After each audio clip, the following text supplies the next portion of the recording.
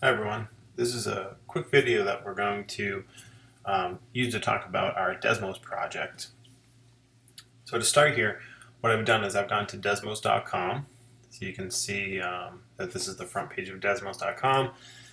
And I want you to notice that if you look in the background, so if you look back here, you can see that there's a bunch of pictures that people have created.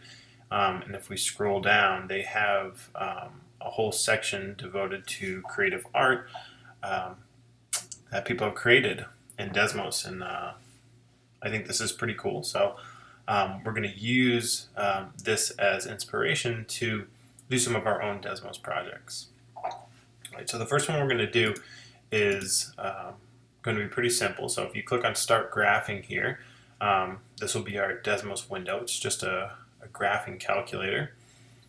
And the first thing that you want to do is go and find yourself an image. And so I'll talk a little bit about some resources that you can use to do that later. But if you click on this plus button right here, there's all sorts of things that you can add into Desmos. One of them is an image. So I'm going to go ahead and click on image here. And I've already selected my image.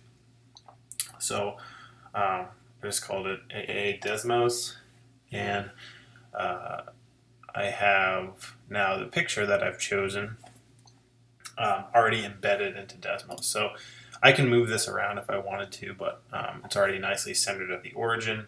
You can see that I can zoom in and out, and I have it right here. Now, what we're going to want to do is use our knowledge of linear functions to trace this picture. So if you notice that most of the lines here or all of the pieces of my picture are straight lines. So this week we're studying linear functions. So I'm going to use that fact that I know a lot about linear functions to pick an image that has lots of straight lines that I can trace. All right, so once I see my picture here, what I'm going to do is type a linear equation into Desmos. Okay, so if I type in a linear equation, you can see that this blue line comes up. And what I would like to do is get this blue line to match up with, I don't know, any one of these other lines here. So here I go. I'm going to zoom in. And what I see is that this line right here is horizontal. So I know a horizontal line has the equation y equals a constant. And if I look at this here, I can see that this horizontal line is not quite 3. It's more than 2.5, but it's not quite 3. So maybe this is 2.6, 2.7, 2.8, 2.9. So I'm going to think that this line right here should be y equals 2.9. Okay, so what we notice is that this line, this blue line, matches up exactly with the line from my picture. So the one problem is if I zoom out, there are pieces that I don't want to be there. So the way that we deal with that in Desmos is we use these curly brackets to have a restricted domain. All right, so I'm going to zoom in again on this piece. And what I want to do is pick out where I would like this line to start. Okay, so right here. And where I would like this line to end, which is right over here. So this is -4. So it's probably a little bit less than -4. So maybe -4.1.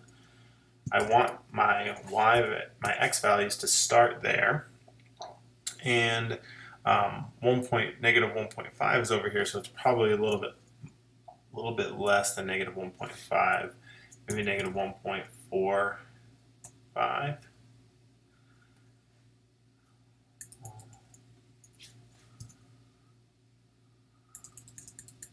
Sorry, I forgot to put in my less than or equal to sign. 1.5 here. All right, so you can see that the line is now cut off. And it was pretty close. My guesses were pretty close. I think I want to dial it in a little bit more. So maybe Do I want just -4? That seems pretty good there. And -1.5, maybe I want -1.45. Oh, I went the wrong way. 5.1. Or maybe 5.2. So it looks pretty good. Right, so if I zoom out, you can see that I've now created one line in my picture. And if I come over here and I click this off, my line will still stay there. So this is the basic idea. What we would do is we have our picture. So we'd go around and find the equations of all these lines and draw them in with our restricted domains.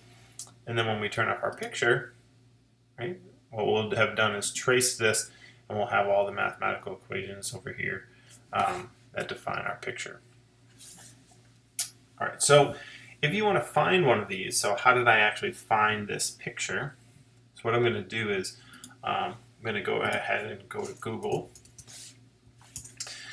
And there's a couple search terms that I think are good. So one of them is Islamic geometry.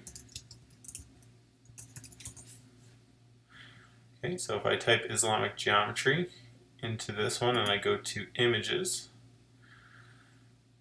then we have a bunch of cool pictures over here. And you can see that some of these are similar to mine.